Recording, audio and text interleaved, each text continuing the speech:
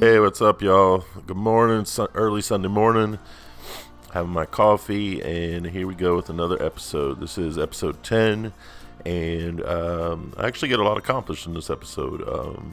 Just putting up some rocks around the entrance. I'm doing a lot of little stuff that needs to be done around the area just to make it look a little bit better and more finished. So I'm going to put rocks around the entrance and exit of this tunnel, the tunnel after the first drop. We are also going to create the sign for the ride. I'm going to do the custom supports. There are two little areas where I needed to include custom supports. That's not something I typically do, but I had to do it in this situation.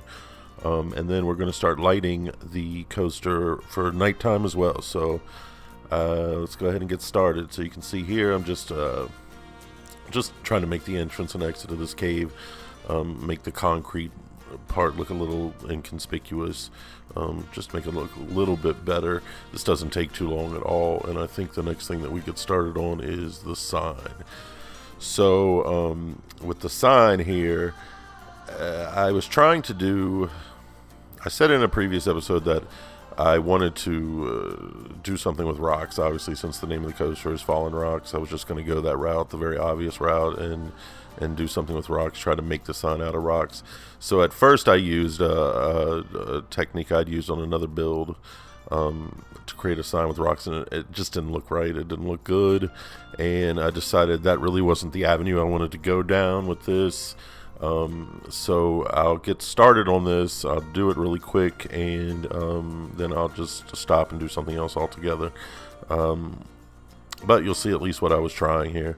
I'm sure I could do this successfully if I kept trying at it, but I just thought, you know what, I don't think this is what I want to do with this. So I just moved on to something else. So this is only going to take up a short amount of time, and then we'll get back to, or we'll go to the main sign. So overall, the build is really coming along now. I'm really getting into the home stretch with it. Now that I've started lighting, I've just got a list of maybe 10 more little things I need to do around, and I'll be finished. So maybe 2 more episodes, and then we'll be done, I'm thinking. And then I'll do a POV. I've got some ideas for what to do with the POV. And then we'll be finished with this build, and like I said, I've got an idea for what I want to do next. Here you can see I'm trying to make this sign look right. I'm like, nah, just move it aside and do something else. So I just pull up this simple little sign that's available and just sort of decorate it, make it look better, and go with that. So like I said, I've got some ideas on what I want to do next. My next project, I think, is going to be in No Limits 2 with FED. I think I'm going to do a B&M Giga coaster called the Siren Song. I've got some ideas. I wanted to do something on the by the sea with like cliffs and so forth, and I was really trying to find a way to make No Limits have like sea spray and really crashing waves. I don't think that's possible though, at least not with my skill level. So we'll see what we can do about that, but I think I can make it look good. Although I did this morning think of something else I could do with that, more of an Asian theme.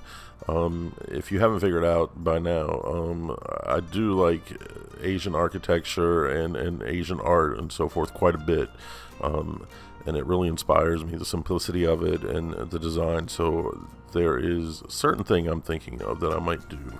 We'll see. But for now, for this sign, I'm just kind of decorating with some of the same elements that we use throughout the build. I like these little sticks right here, and I made a few, what I guess we're going to call it art, around the whole entire area with these cattle skulls on top of, or the bison skulls, actually, that's what they are, on top of these sticks, which is kind of macabre, I guess, in a way. But I said all along that the bison are probably something that's kind of sacred to these people, so maybe they don't see it that way. So I just kind of decorated with some of the elements that we've been using, the torches, the red leafy bushes and the yellow flowers. And here's where I'm using a trick that I've mentioned before. I do this often. You see I buried that light underground because it gives off a glow that one can assume is coming from the torches, but it just brightens it up a little bit. It's a little bit cheating, but I like to do that quite a bit, actually, because the lights in the No Limits 2 don't give off very much light sometimes, and it's just a way of kind of cheating and making it look like it is giving off more light. So you're going to see me do that again here in a little while. And so here we go with the custom supports. Now, this is my first foray into building a custom support. I've never actually done this before. Of course, I've seen people do it in other videos. So I thought, well, let me give it a try, because I needed two supports right here, because the ones in the game were just going right through the scenery, which I didn't like. So I gave it a try, and I discovered that it's actually a lot simpler than I thought it would be, and it looked really good. The art pieces work really well for this. You can see it just came together in no time. I was really surprised about how easy this was and how good it looked afterwards. I know that there are fancier things that you can do, like you can create the connections and all that kind of thing, and I've seen people do it before, but for me, for my purposes, this is fine. I didn't need anything that fancy. I just did the footers. I did do the technique where you put the bolts down, though I didn't put them in the right place technically, but whatever, it looks good enough. And nobody's really going to see it anyway unless you go looking around. So most of my view will be from on the ride. So, although I guess I will upload this to the Steam Workshop once I'm finished. So, like I said, I was really happy with the way this came out. I did two supports. One of them I changed a little bit after we did this, just a tiny bit, but I was happy with the way it blends in. It looks good. You can't really tell the difference between these and the others if you're not looking too closely. So I'll probably do this again in the future. I'm certainly not going to do a fully custom supported ride. I just don't see the point in that. To me, you use the custom supports when you have to, and you use the regular ones when they work. So in the future, I'll probably use this technique again. I have to say it's pretty easy, and if you've never done it before and you need to do custom supports, I would encourage you to just give it a try, because it's not that difficult. So here, what I did was I didn't like the way that messed up the view very much, so I kind of switched this around, and then the support had to be wedged in there somehow, because I don't want it going through the building like it does right there, and I wanted it kind of off to the side. So the first thing I do with it is not that good, but I went back later on and fixed it. You'll see in just a minute what I mean. I kind of had to put this off to the side, and I end up actually putting it down between where that curve goes, but straight down through there, rather than off to the side like it is now, which makes no sense structurally, in my opinion. It looks like it would fall over or not support the outward forces from the train coming up around that turn. So I fixed that later on, but for now, this is where it's going. So after this, once these custom supports are done, here's me just taking a look at it to see what it looks like from on ride, and just generally looking over the ride to see what it looks like. So, oh yeah, I'm also going to put a little bit of foliage up this lift hill. That'll be done. Like I said, we're really getting close to the end here. I'm just finishing things up. I've just got a little bit more to do, and then the ride will be done. And I'm really happy with the way this came out. I've said that over and over. It's surprising to me how well I like this this build. As usual, in the creative process, it went places I wasn't expecting it to go, and it just looks good to me. You can obviously give me your feedback. Let me know if you think there are any things that could be improved or things for future builds that I could do better. I'm always happy to hear that, but I am pleased with this so far. Alright, so in just a minute, I don't know exactly when, we're going to get started on the lighting. One thing I want to remind everyone is that this Thursday, I am going to the media day for Twisted Timbers, and I'm going to have some video up from that, some footage. I haven't actually been told yet whether or not we are going to be allowed to film, how much we're going to be allowed to film. I know they want us to ride the ride as part of, I guess, for filming, but it's supposed to be pretty cold. I think in the morning it's going to be like 30 degrees Fahrenheit, 0 Celsius. So they want us to ride it over and over and over. We'll see what happens. It should be fun though. I'm looking forward to it. So I'll have footage up from that as much as I can get. If possible, I have some pivot view glasses and so forth. So if possible, I'll try to get a POV, but we'll see what happens. All right, so here you can see that I'm starting on the lighting. So I had several ideas. I really like these sticks, I guess we're going to call them, or branches or whatever, with the torches on the end. Just to give it a little height to this, and obviously to keep it up above that the foliage and so forth, because we don't want it to burn the place down. So I use these around for a little while, and then when it comes time to start lighting up the buildings, I use the spotlights, as you'd expect.